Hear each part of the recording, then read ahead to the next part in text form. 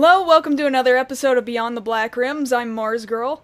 I'm Josh Knight the First. This is Season 8, Episode 21. Or episode 187 if you're counting. Thank you, as always, for sticking around with us through a really weird setup. This is our second week of doing it like this, and so if you see any problems, if you hear any problems, let us know. We'll make adjustments accordingly.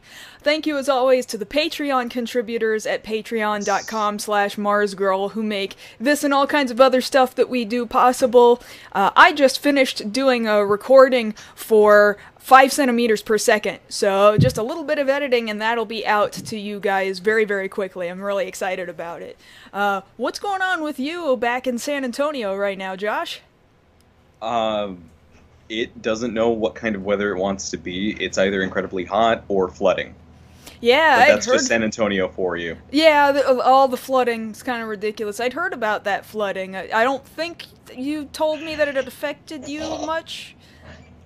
Well, I had to take a different route to work on Monday, because Monday's when it happened.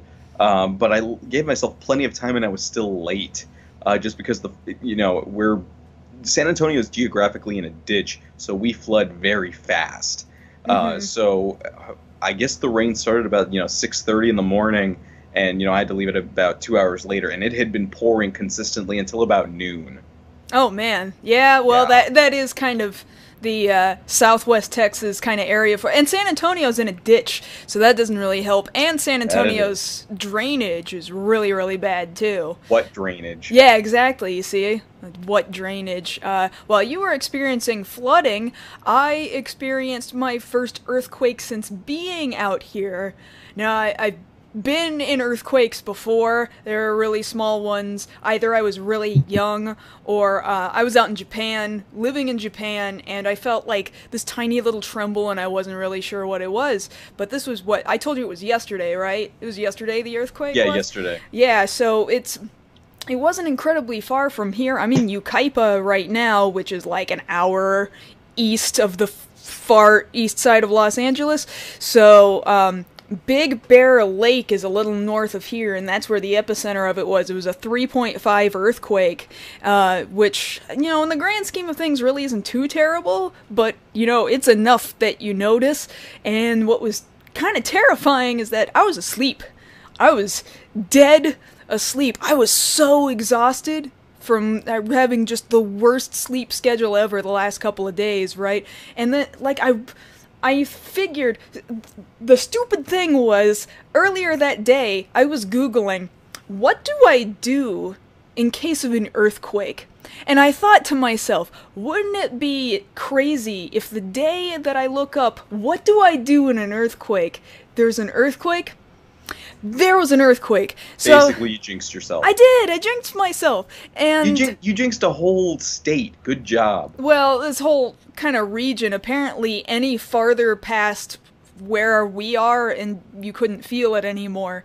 But it was just so weird, because it was here and it was gone. Like 2 seconds of... It was just so loud, and it felt like what had happened was like a tree fell over and rolled down the mountain and just hit the side of my dad's house, is what it felt like. And I just woke up like, what was that?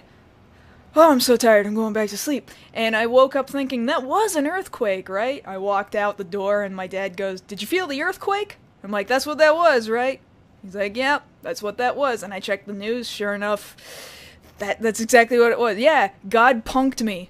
That's exactly what happened. So that's one way of looking at it. So that was entertaining to an extent. Siren looked kind of freaked out. She hunkered down, like, what is this? But she didn't know what to do, and then it was over, and then she kind of went back to normal. Like I guess you do around here. You just feel earthquakes from time to time, and then you go about your business. That seems to be what happened. Mm-hmm. So yeah, that's how stuff around here's been going. Yep. Thanks, seriously. No support or input from you at all whatsoever. This is why I married you. It's not like anything happened to me Tuesday. Nothing special happened Tuesday. Yeah. So, what happened other than you turning 32? What happened on Tuesday? Did I just reveal Did you not want people to know you're 32? Is that what it is? I don't care. Hey, I'm 32 now. You're 32. Happy birthday, Josh. Happy belated birthday, Josh. Yeah. I sent you cookies. You sure did. I'm still working off those cookies. You sent me a lot of cookies. Those were expensive cookies, and I hope it was the box and the balloon too. You did get a birthday box and balloon, right? Yes, I did. Okay. Yes, I did. Okay. Good. Good. It was the box and the balloon. That was right. And you should have seen my dad go at one of the because you've tried it before. The brownies there from. Oh, I guess I should kind of explain. I don't know if any other cities have them. We have this place here in town called. Oh, yeah, and there's a couple around the state, I think, called Tiff's Treats. Yeah, I'm pretty sure it's just Texas. Basically what it is, it's cookies by delivery. You call them up, say, hey, I'm at my office, I'm at my apartment, I'm wherever, bring me cookies. And they're like, okay, we'll be there in an hour. And they just show up with cookies. And they always taste, because of the box they put them in, like they're fresh out of the oven every time. Well, that's because... Yeah, they specifically said when I ordered them, we do not make these cookies until we have called ahead and confirmed that somebody's gonna be there to receive the cookies. They make them fresh to order. Yeah, and so by the time I got home from work, they were there waiting for me. And these, the brown, because there's two kinds that are my favorite: the chocolate chip and the M&M's cookies. They're amazing. And there's also the brownies that they make, which are super thick, super rich and chocolatey. I can't take a whole one. I can't. My brother can't. My mom can't. You know, they can't do it. My dad, though, I gave him like half of one because, you know, usually, you know, you give him a little bit and he's good. Yeah. He scarfed that thing like he was a dang pig. Oh, no. And he was like, that was good. Like it was nothing. Of course. Wow. Yeah, that sounds like him, all right. Yeah. Well, I'm glad that it went over well, Josh. Yes. I'm really glad for it. I am too. Okay, is there anything else that we want to talk about before we talk about today's news stories? I guess we can start, I guess you'd call it hyping up in 2 weeks. Japan World Heroes out in Cali. Yeah, and you'll finally be out here, at least for a little bit, if not... For a little bit. If we can't somehow convince you to make that moment the permanent moment of you being out here, if we can't come up with some amazing wizardry to ensure that you stay... Well, we're gonna have to work out the deets later. Yeah. But for right now, that's the thing. I said I was going, and I'll be there. Yeah. Working on my costume this weekend. I wish that we could manage to work on mine too. I'm just gonna kind of give up on it for the time being, but hey, yeah, Japan World Heroes is coming up. I was considering going to TwitchCon at the end of October. It's just out here in Long Beach, but man, the cost of it is really unrealistic. Yeah. $180.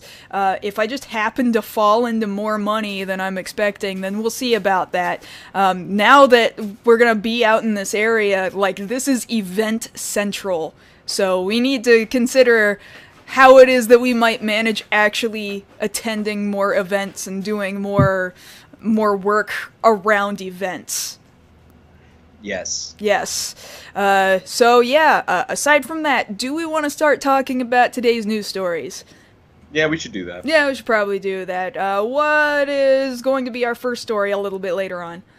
Okay, so our first story, normally we'll lead off our follow-up section with our info about Not Quite Justice League, but now we've got enough here to talk about a whole story, basically this new marketing campaign that DC and Warner Brothers are rolling out, making it, as we kind of figured, very Wonder Woman-centric. So we're going to talk to you guys about the immediate changes they've made and future changes we're going to be seeing down the road that might be good, might be bad, depends on how they handle it. Yes, and then our second story that's going to be following up right after that is in regards to Anime News Network. Typically, we would go to Anime News Network to find some news-related information to share with you guys on this program, but Anime News Network themselves are the news, as just a couple days ago on Josh's birthday, in fact, they got their registry hacked, and now they're having to do a whole bunch of workaround in order to continue bringing you news stories. We're going to talk about how that happened and what their process for recovery is looking like.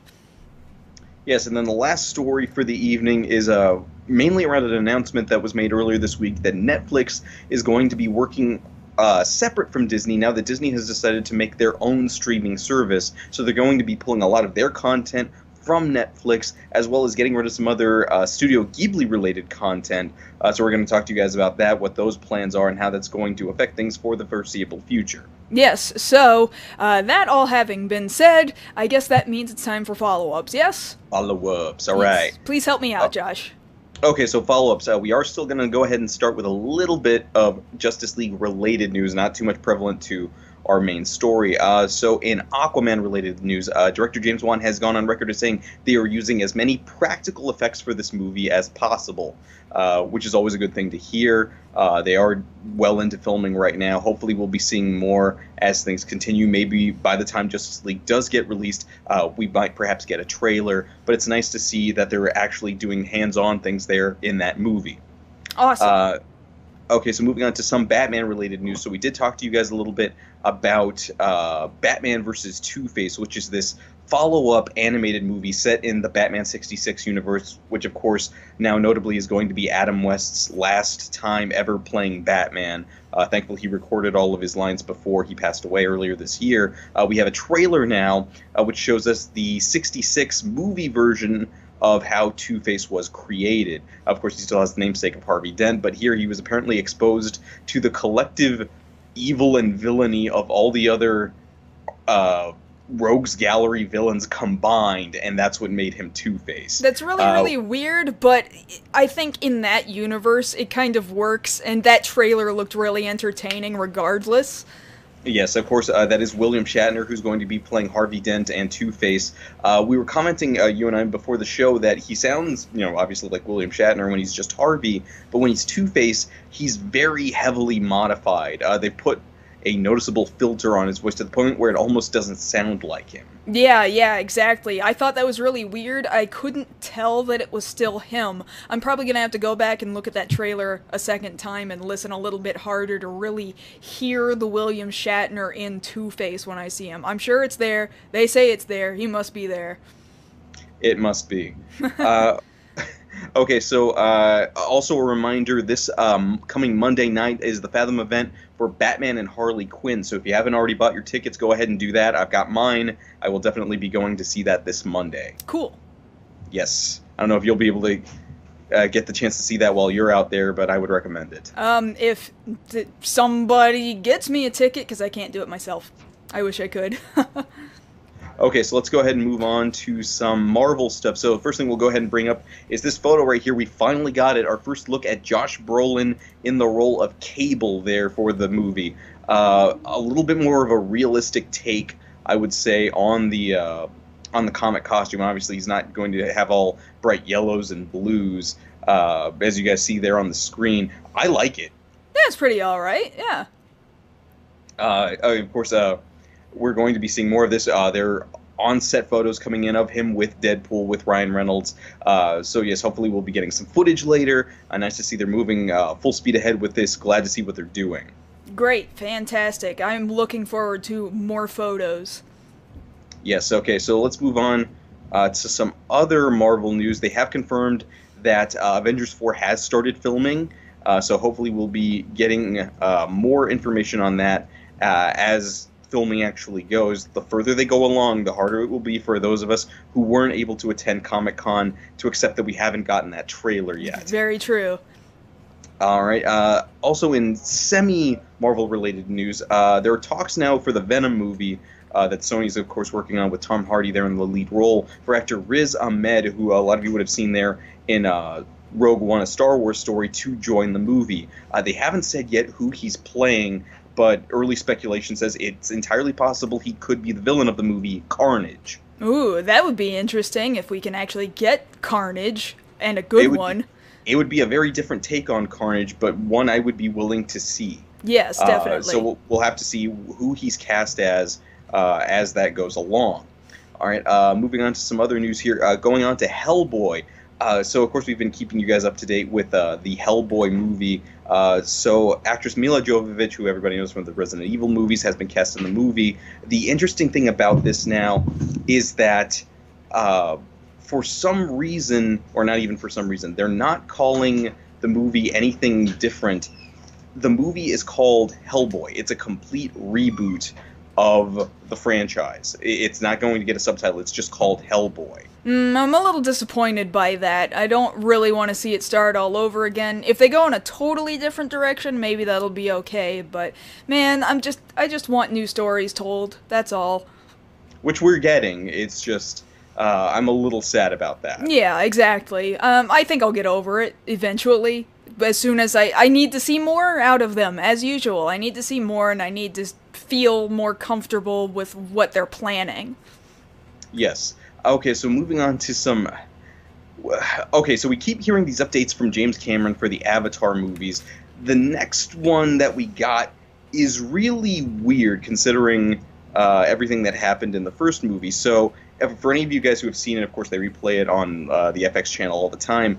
You'll remember the villain of the movie was Colonel Quaritch, who, kind of very clearly died there, played by Stephen Lang. So James Cameron has gone on record as saying Quaritch will be the main villain for the rest of the movies for these next 3 or 4 sequels. What? Yeah. Why? How? I don't know, but he also confirmed another character there in the movie who quite obviously died. One of the soldiers there in the movie is also coming back. This makes no sense. Everything about Avatar's continuation this late in the game, none of it makes any sense to me. The fact that Disney is moving on with their Avatar land, that doesn't make any sense to me. I've had this discussion here on the show before. None of the continued Avatar hype or any of its creation and its continued creation makes any sense to me. It just doesn't, and maybe it makes sense to somebody else who, when they first saw it, they were like, this is the most amazing thing I've ever seen, because people were just so blown away by it when it initially came out. But I feel like too much time's passed now. It's been too long. I would agree. At this point, it's been so long. Like, the longer you wait on a sequel, that doesn't mean it's going to be good. We all saw what happened with Independence Day Resurgence. Or at least the box office release. I feel bad if you actually saw it. I know I paid money for it, and I regret it. But, that's a whole nother story. Yeah, but you knew you were going to regret it, and you paid money for it anyway. Because I had to know. What did we learn from the critic, Josh? If the movie sucks, just don't go. Don't go, yes. Okay, so let's go ahead and move on to some other news that will actually bring some joy to my life. So on Tuesday, yes, it was my birthday, but it was also the launch of Overwatch's Summer Games for the second year in a row, and we've got a picture here of some of the skins that were revealed there. They were very tight-lipped about what we were getting until the day of, and of course this drove Overwatch fans into a frenzy. But of course we've got all these new skins here. All the old skins from last year are available at a reduced price, so if you weren't able to get them, now's your chance this year. Also earlier today it was confirmed by Jeff, one of the heads over there at Blizzard, that we're finally getting the deathmatch mode there in the arcade for Overwatch. So for those of you who are only focused on not getting on the point and getting your kills, now you're going to be able to get your jollies out this way. There you go. You know what, I am kind of interested in it, because that wasn't my goal in playing the game, because that's not the goal to win the game typically, but since this is out there now, I'm sure it's going to be a totally fun part of the game.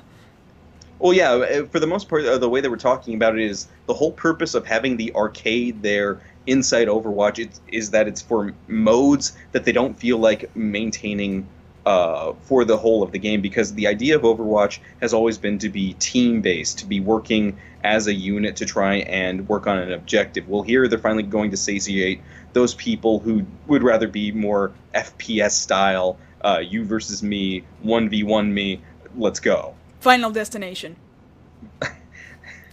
Slappers only. Yeah. Take it back. Yes. Taking it all the way back. Okay, so let's move on to some other news here. So the creators of Death Note have commented on the Netflix movie, and they're actually praising it, saying that they actually approved of it. Oh, so that's good. So for those people who were kind of worried, hey, what do the original creators think? Well, there you go. They've already weighed in on it. And for those people who are still going to be sour, there's probably nothing we can tell you.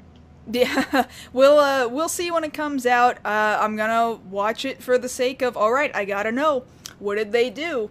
And we'll see whether it's good or bad then, but if the original creators are like, you know what, it's okay, then I think we owe it the benefit of giving it a chance. Just a chance. That's it. If you don't like it after that, that's fine. But giving it the benefit of, all right, I'll see whether or not it deserves praise. That's all you can ask for, I think. Yes. Okay, so let's go ahead and move on to some Star Wars news. I moved this a little further down because we kind of have a caveat that we have to give out here. So we have here a photo, one of two photos from the cover of Entertainment Weekly. Here, of course, we see Mark Hamill there as Luke Skywalker there on the cover. A lot of new information has come out this week about things to expect from the plot of this upcoming Star Wars movie that we're getting in December. Things about how Finn fits in with the rebellion, how everything he hyped himself up to be as, a hotshot of the rebellion, of course lying about that, now he's actually going to have to live up to it, how the arc of the movie has a lot to do with Rey uncovering why it is that Luke has forced himself into solitude, and of course this idea that, kind of lovingly being put, that Poe Dameron is kind of a surrogate son to Commander Leia. Now, along with that, I'm going to let you talk about this next one that actually has to do with Mark Hamill. Well, yeah, because we're getting some tweets out of Mark Hamill and out of some other sources, in fact. We had Rian Johnson... Ryan Johnson. Ryan Johnson. Somebody tweeted at Ryan Johnson saying, "Hey, I think we've officially been told too much. Don't worry, we're gonna see it." Ryan Johnson then said, "More stuff is coming. That's the nature of the beast, but I fully endorse avoiding everything you can from now till December." Followed by Mark Hamill retweeting that and also saying, "I fully endorse this Ryan Johnson endorsement."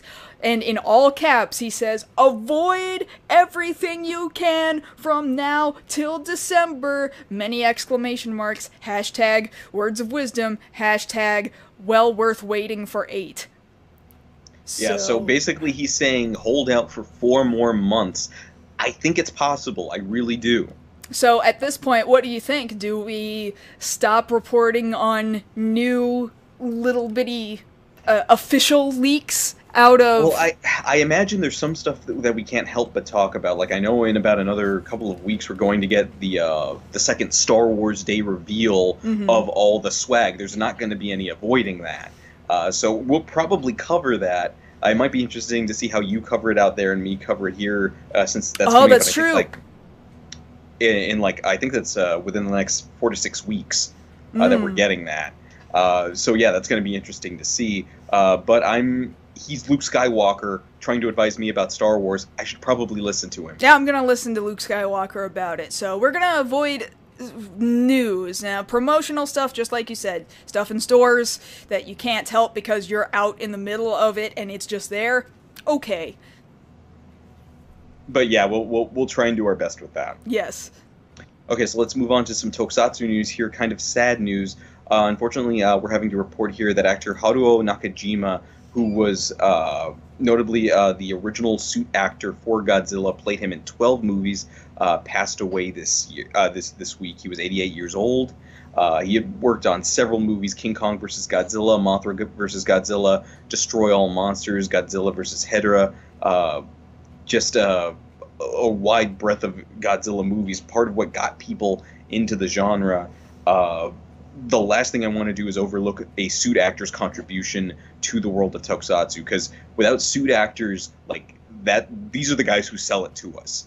Yeah, that is tokusatsu, aside from the actual special effects of miniatures and practical explosions and stunts, that followed by people in suits. That is the tradition of tokusatsu, very much to the core.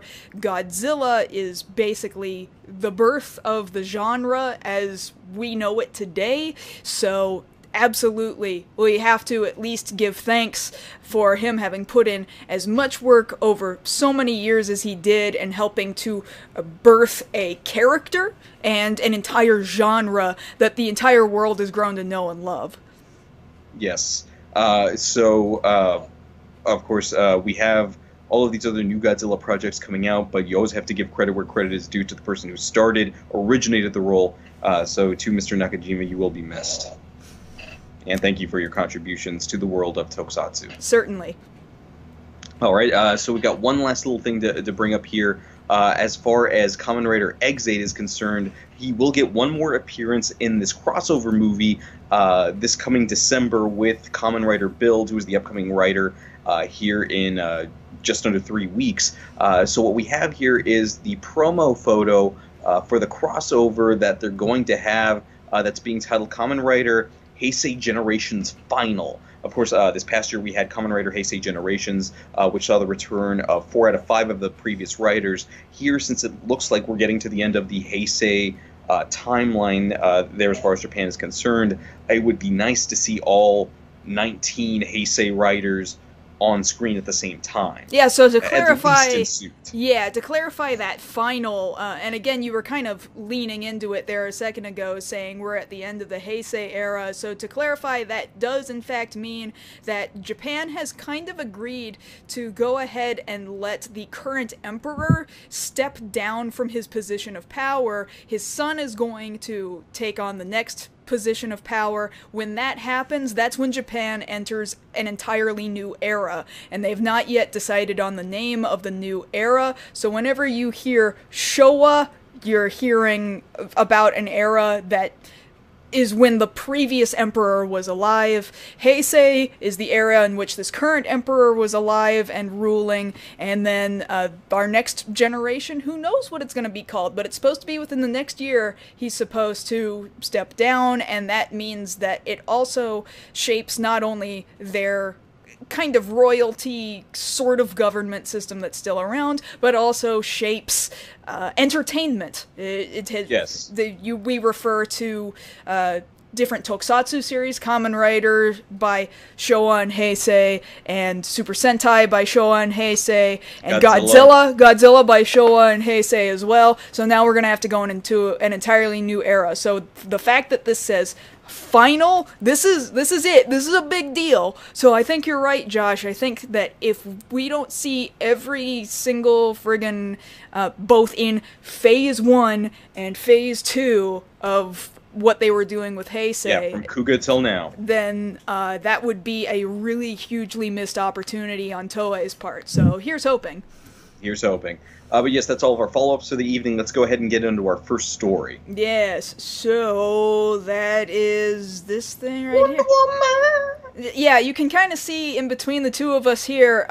We already showed a picture a week or a couple weeks back or something where it looked like they were moving Wonder Woman more centered into the image, and now we're seeing an image here. Wonder Woman is so pushed to the forefront. Granted, I think this is somebody's shoop of this image, but I'm pretty sure it is. But that having been said, I think that it is warranted, given that DC is now making a whole bunch of decisions to really put her into the foreground of not only the images but the narrative of Justice League. Isn't that right? Yes. So the biggest change that we're seeing here, starting today, is that for a while now, and we reported it when it initially dropped on the show, when we were given the official synopsis for Justice League, and I'll go ahead and go over it as it stood up until earlier today. So the original synopsis read as, fueled by his restored faith in humanity and inspired by Superman's selfless act, Bruce Wayne enlists the help of his newfound ally, Diana Prince, to face an even greater enemy. So that's how that was phrased before. Now, as of today, Warner Brothers has updated the synopsis to read as follows. Once again, Wonder Woman must demonstrate her ability as a fierce warrior.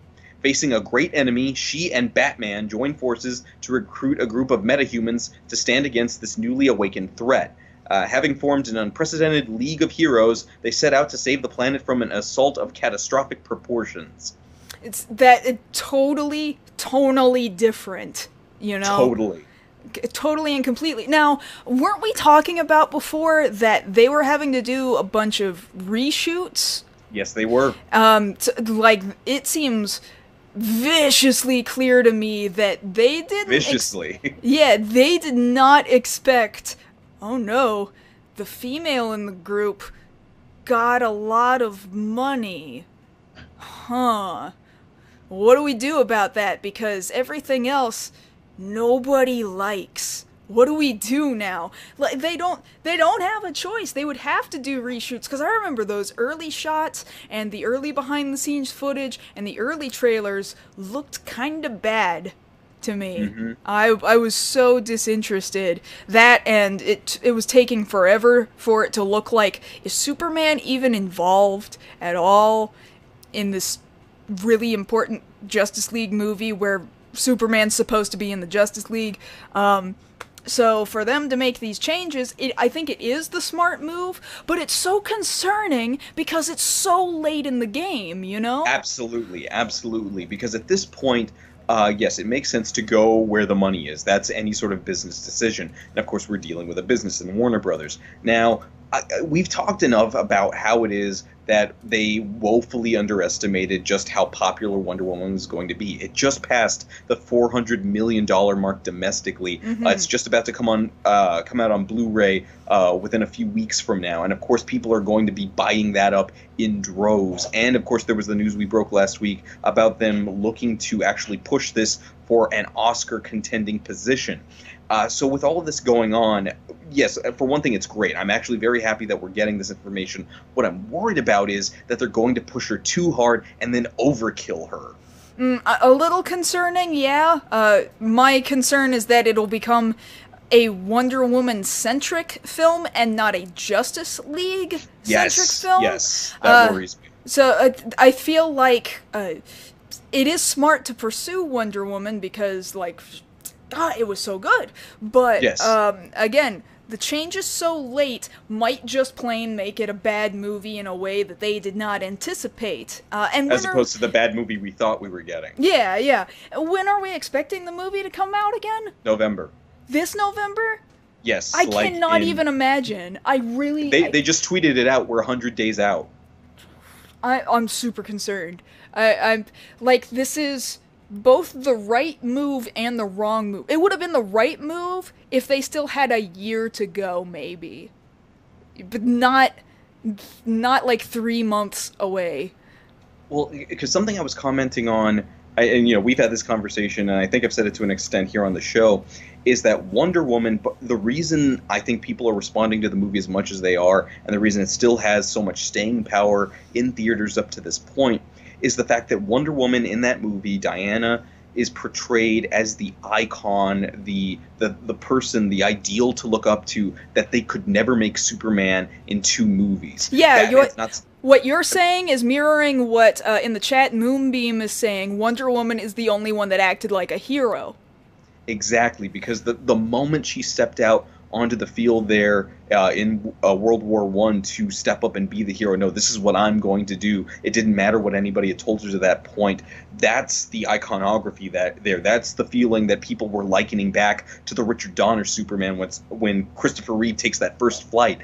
That's what people were looking for, and we never got a moment like that in Batman v Superman. We never got a moment like that in Man of Steel. They tried to manufacture it in Man of Steel with the first time Clark puts on the costume and tries to fly, but it has nowhere near the emotional punch that Wonder Woman's first fight does. Right, exactly. I absolutely agree. So, to just kind of reiterate, I do think it's the right direction. I think it's the wrong timing for it, for the sake of creating a good, well-rounded film. Because go ahead. To be fair with it, I think it's entirely possible that the changes that they're making might help the movie. We can't not say that. Right.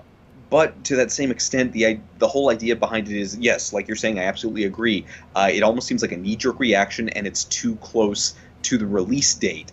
So it's entirely possible that they made, again, the right decision, but they did it rushed. And the whole problem with the DC Extended Universe was the fact that they're rushing everything. Yes. But it's not like I'm sad that Wonder Woman is getting the attention that she's getting. You were showing me a little bit earlier comparisons between some toys that had been released between the release of Wonder Woman and the upcoming release of Justice League, and they've totally redone her toy sculpture.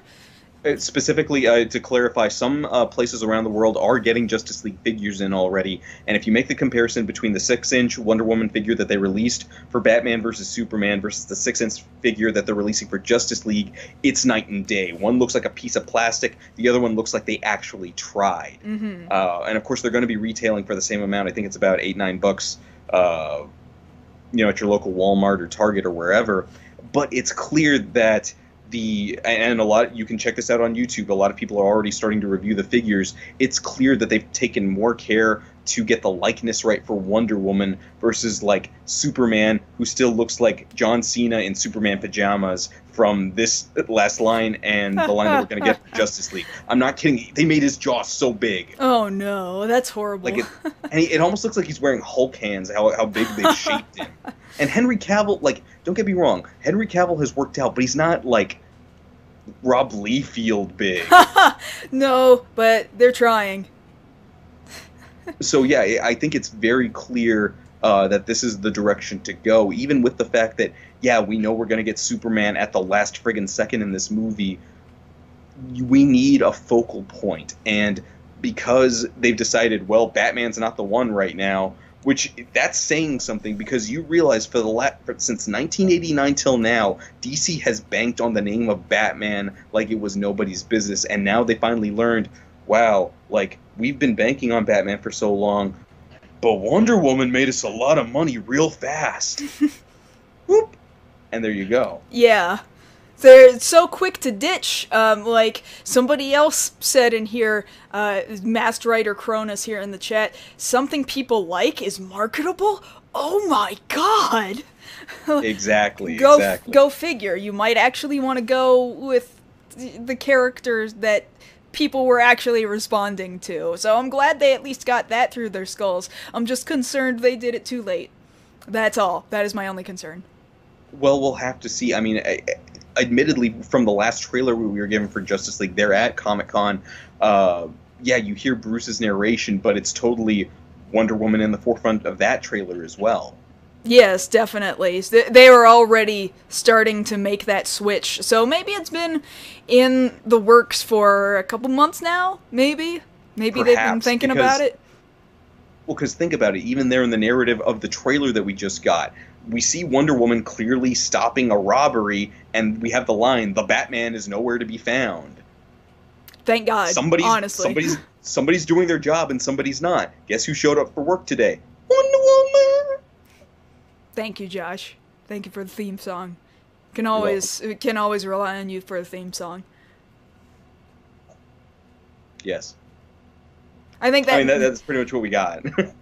Considering you were so slow to respond to that, I think that means that we're done with this. Yes. So, yeah, we're going to have to wait just another, I guess, a little less than 100 days now to see just what this final product actually is from how many times they've reshot it. Yeah. Little concerned still. We're going to find out. We're actually going to pay the money and give DC money. And we're going to go see it, I guess. They've got my money. I'm not going to lie. Only because we have to know. Yes. That's the only reason why. Now you know the plight of the nerd. Yeah, exactly. So I'm getting rid of this picture now. Okay, go ahead. And now I'm going to bring up the Anime News Network logo right underneath our faces here. So, here's why we're talking about Anime News Network. As I was saying at the top of the show, typically we would go to Anime News Network to find the news that we would then bring to you. Typically, yes, they would not be the news. No, we source Anime News Network quite a bit here on the show. They've been a reliable, like it says there in the title, the internet's most trusted anime news source for more than 10 years at this point. I've been looking at them so long, I can't remember a time before I was constantly checking them for news. Oh, I can remember. It was called Anime Turnpike and Web Rings. Oh, yeah. Oh, you want to go that far back. All right. Yeah, and character shrines, you know, all that goodness. You remember those dark days. Yeah, before the advent of the internet actually being used for, well, I can't really say good, I mean... Dancing animated GIFs and MIDI files playing on your fan shrine, you know, that's how that went. So anyway, we should actually talk about the news. So, what had happened was, so AnimeNewsNetwork.com, I would typically say go there, but don't go there right now because it's going to result in you finding nothing. It's going to be a dead page there, and in fact, it might be dangerous to go there. Like, they've been hacked, so you don't know what the hackers are capable of. It might be really minimal, because what had happened was these hackers didn't necessarily hack the website itself, but they did hack the domain registry. So what they had done was stolen the web address AnimeNewsNetwork.com, even changed all the who is info, updated all the who is info, and now the web address totally and completely belongs to somebody else. So for a good day or so, AnimeNewsNetwork.com was completely unreachable. Now, they've managed to kind of get around it, and they didn't get anything on their servers. So that's the good news. The good news, yeah, thankfully. The good news is that they can continue to provide news because their servers themselves were not necessarily hit. So they were able to register AnimeNewsNetwork.cc as a temporary workaround. That is where they're currently up and running. Now, this did not only affect the website AnimeNewsNetwork.com, but this also affected Twitter accounts that were attached to it. That includes the lead editor, Zach, who this affected Zach, and this affected the @anime account, which I have to imagine, who wouldn't want a Twitter account that's just @anime? Like, it's vague enough that I just want the word anime as my Twitter account. So these accounts were then starting to tweet out, like, really super offensive things and hateful things, solely so that they could become suspended. So, take, for example, Zach's account got suspended. If you go through the forum discussions, he opens up about it in the update with what's going on with Anime News Network, saying, so yeah, they sent out all of this horrible stuff, my account got suspended, I managed to talk to the folks over at Twitter and say, yo, this wasn't me, can I get my account back? And they're like, nah man, we can't give you back an account that's been suspended in this manner, blah de blah. So Zach had to now open up an entirely new Twitter account and lose 8 years worth of tweets. Just gone. And part of him is saying, well, maybe it's good to start over fresh, whatever, but yeah, that kind of sucks, because it wasn't up to him whether or not 8 years worth of tweets lived or died. So, yeah, so not only were these domains affected, but so were the Twitter accounts, official and unofficial, attached to private user individuals. Well, see, the thing about it now, taking all this into account, now that all of this stuff has gone down, we still don't know who did it.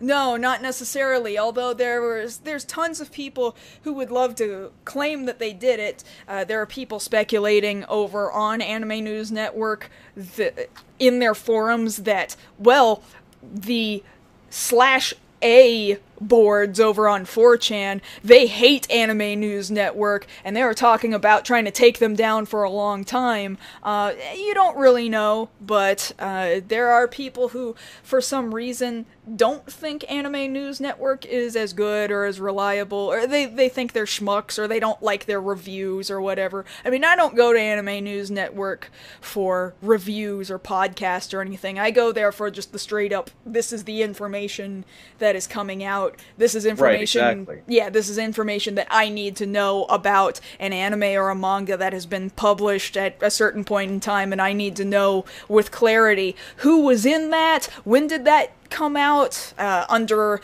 what studio did that get released, blah de blah. That's the information I go for. I don't, but there apparently are people out there on the internet who have, like, a vendetta against the editors directly and the people who review stuff, or the answer man who gives answers about the industry, stuff like that. That was admittedly a news column that I found interesting for a long time, for many years, before they switched off who the answer man actually was, but... Yeah, I would read the Answer Man articles all the time back in the day. Yeah, definitely. So, they're saying here in their post that's called Update, What's Going On with Anime News Network. They say that they've restored access to their @anime Twitter account, and they're also saying that you shouldn't have to worry about any of your accounts being compromised, either your Twitter accounts or your forum accounts being compromised, because they didn't hack the servers, they just hacked the registrar for the web address. But people are, they're taking precautions. They're changing their passwords just to be safe. We don't know. We don't know just how inept or how good this hacker actually is, and if they plan to do more damage. We just don't know. We don't know what the point of the hacks were, other than just to say they could do it, or if somebody actually had a vendetta against the people of AnimeNewsNetwork.com. But right now, they're running pretty much like normal at AnimeNewsNetwork.cc. It's just kind of inconvenient at this point.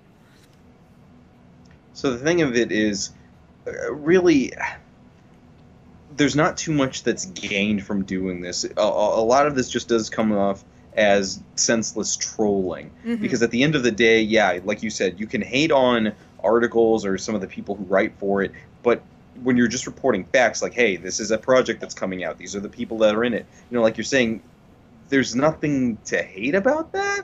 Yeah. Logically.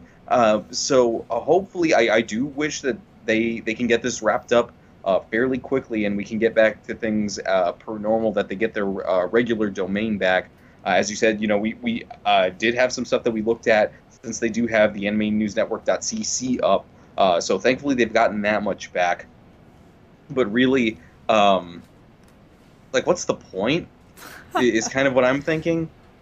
It's maybe just to prove how insecure Anime News Network is. That's what some people great, were... so they'll work on the security next time. I mean... Take, for example, the forums run on really old PHPBB server. Like, you might remember back in the day, we all used PHPBB forums for something.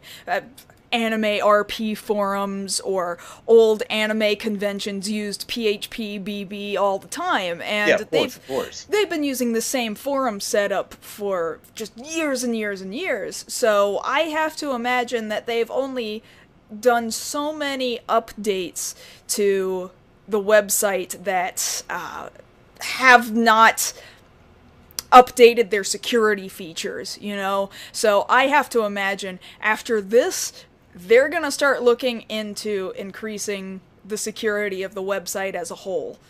I don't know how quickly they'll get around to it. I'm wondering what's going to happen to these forums that have just been around for years and years and years, if they're going to remain the way they are, or if they're going to get updated. I don't know that this old version of these forums can even be updated anymore. I really don't. Probably not.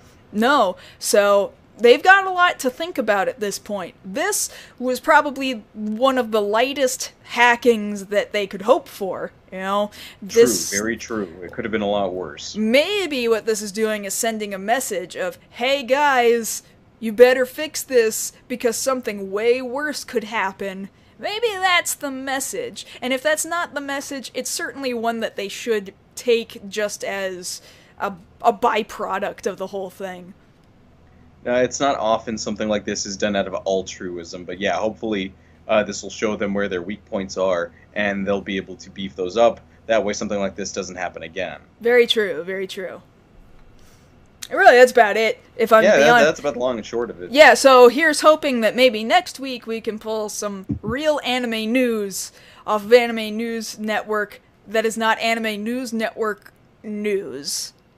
Yes. Yes, because I was gonna try to go to Anime News Network to get anime news today, but then I remembered, oh yeah, that hack happened. That's probably what we should talk about. So, here's hoping that they are able to get in contact with their registrar within this next week or so and get things back to normal, just like you were saying. I really hope that they do. I don't feel like they deserved this, but if they want to start updating their security features, now might be a good time. I would agree. Okay, yeah, I'm done with this. Yeah, that's about it. Okay, so let's go ahead and get on to our last story of the evening, which is revolving around this, I'm going to say, interesting decision that Disney has made to go ahead and start their own video streaming service, which is going to result in them removing all of their movies from Netflix. Right, so, yeah, that's a thing that they're doing because what's a really popular thing to do? Start your own streaming service. Because CBS is doing it, and It's not going to work out for them. I kind of hope it doesn't. I hope it does not work out for I know It they won't. think It won't. because they think we've got Star Trek. That'll make people come to us. They're not gonna want to go anywhere else. No, I'm convinced that somebody will pay for the service. They will steal Star Trek. And then they will give it to the rest of us. They will be the hero for everybody. So that's exactly what I'm concerned is going to happen when Disney removes all their stuff from Netflix. My understanding is that this won't fully wrap up until 2019, so this could be another 2 years in the making. But yes. So So basically the way this worked out is that they decided to go ahead, Disney decided to acquire a very large stake in this company called BAMTech. That's the streaming service that they're going to revamp. Now that company BAMTech does a lot of sports programming, so Disney apparently is going to be doing that in addition to the movies that they're already going to be pulling off of Netflix and placing onto this new service. Now, some of you out there might be asking, well, okay, that's all well and good for Disney stuff. What about the stuff they own the rights to, like, say, all of the Marvel properties that we have on Netflix right now? They have not, to the airing of this episode, they have not stated that they're going to be pulling that stuff, the Marvel slate of shows, yet. They'll announce at a later date whether or not they are going to pull them, or if they're even going to make a separate service for those Marvel shows. they did state that they were going to be doing a whole new ESPN-related set of streaming. So, this is going to go into... Because, Disney owns ABC, ABC owns ESPN, so I guess in some weird circular tunnel logic that all makes sense, that they're gonna get their own streaming stuff too. So, just the question becomes, how much are we, the consumers, willing to pay for? Are we willing to pay for Netflix and for Crunchyroll and for Amazon Prime and for Hulu and for CBS and for HBO and for Disney? It really depends. Well, because the thing about it is, it's kind of a funny way that you can end up looking at all this, because the whole advent of streaming led to the idea that you didn't have to buy into what cable was selling you, which was channel packages. You could pick and choose what you want when you want with streaming. The early days of Hulu and, of course, Netflix. But now for having to pick up every single streaming service, it's almost like getting cable all over again, with as much as you're having to pay to get the one thing you want. Right, exactly. So, depending on how much Disney takes with them, it's not going to be worth it to me. I just foresee more people stealing all over again, because I can't pay for that much stuff. When Hulu went pay only, I was like, well, then I guess I'm not using Hulu. Like, that just didn't even bother me. Amazon Prime, I can kind of understand, because you might also use other features with Amazon Prime. Like, now they're partnered with Twitch, and so you get stuff through Twitch when you connect your Twitch services to Amazon Prime. That and, the shipping functionality of Amazon Prime. I may have accidentally gotten Amazon Prime yesterday. Is it the free trial? It's the free trial. Is it for the loot boxes? No, that's Twitch. Yeah, but Amazon Prime, you connect it to Twitch, because Twitch Prime is Amazon Prime, because they're the same thing. Oh, yeah. Josh, you have that golden loot box. You get, I think they just switched from golden loot box to 5 free loot boxes. Shoot. Yes, do you understand? You need to go connect Amazon Prime to Twitch Prime. Do you understand? I need to have this conversation with you later. This is okay. We'll have this conversation later. Point being, no, I'm very skeptical as to whether or not people will actually pay for this extra service, because as it stands, like, as consumers, we're already taking a pretty big hit to the wallet because of the fact that Disney owns so many of these franchises that we know and love.